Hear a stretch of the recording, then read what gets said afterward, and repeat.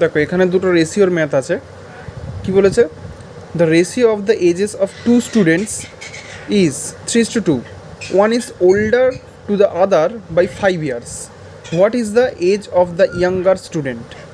তাহলে দুটো স্টুডেন্টের এজের রেশিও বলেছে 3:2, ঠিক আছে।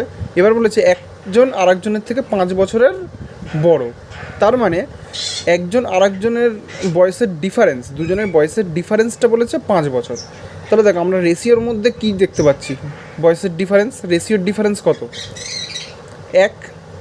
এইটাই অঙ্কে বলে দিয়েছে 5, এটাই অঙ্কে বলেছে 5। তাহলে এটা কত গুণ? 1-এর থেকে 5 গুণ।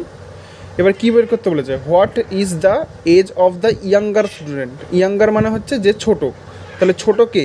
যে 3 সে বড়, আর এই 2 হচ্ছে ছোট। তাহলে এর বয়সটা তাহলে কত হবে? এর থেকে 5 গুণ বেশি হবে, 5 দুগুণে 10। তাহলে এর অ্যান্সার হয়ে যাবে 10 years।